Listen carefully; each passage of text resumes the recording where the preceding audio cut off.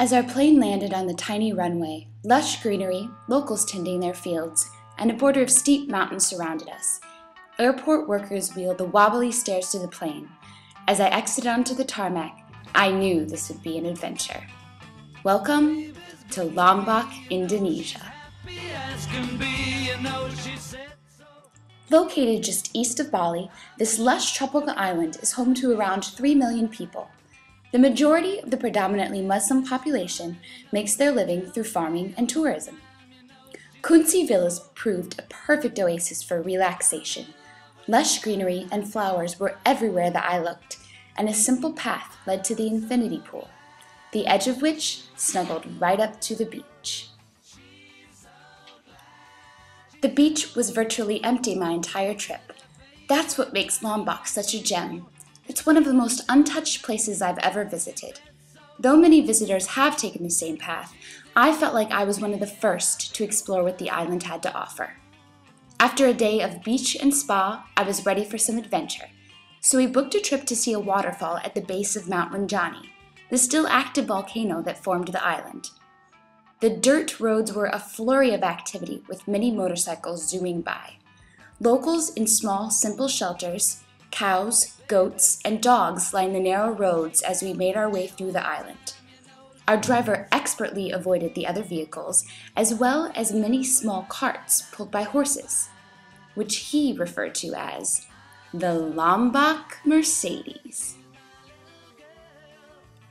After about an hour in the car, we arrived at the monkey forest.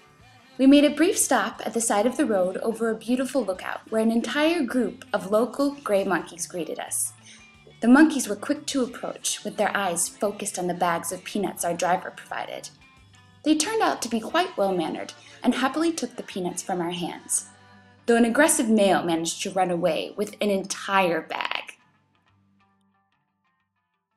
We drove another hour and arrived at our lunch stop, a little restaurant that overlooked the valleys and mountains, and we caught a glimpse of one of the waterfalls we would be seeing up close. We met our guide and started the hike. We just trekked for about 15 minutes to this gorgeous waterfall. It's a 125-meter waterfall, the biggest one on the island, and it's not really fed by anything. It comes directly out of the ground. Some people are brave enough to go down there, but I've seen too many people slipping, so I think we'll stay up there. The powerful waterfall was great to watch, but we were promised to swim, so we trekked on to find the second waterfall. There were not as many visitors on the second path, and I quickly began to understand why. Yeah, see that aqueduct up there? We had to cross it.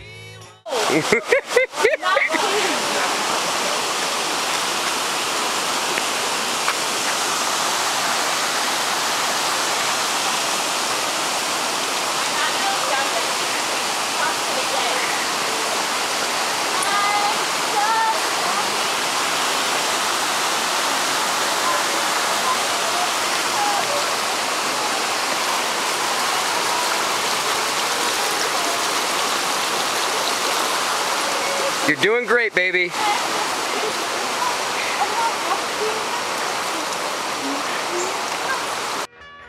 As you could tell by my granny-like walking, I'm not a big fan of heights. And did you catch the guide? Way to rub it in, just strolling along the edge. After a deep breath, we continued through the forest, across a river, and around fallen trees until we could begin to hear the roar of the second waterfall. It was a beautiful sight.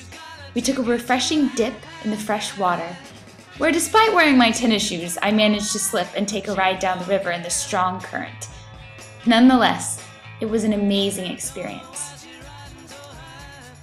As we drove back, we were lucky enough to see a local marching band practicing, and the gathering of an entire village to marry a beautiful bride to her husband. Back at the hotel that evening, we had some delicious food, and local performers entertained us with traditional music, dance, and stick fighting. We even got to join in.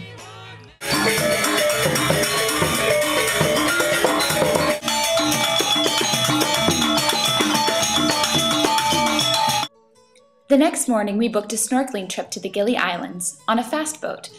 As we approached the boats, I thought to myself, These are the fast boats?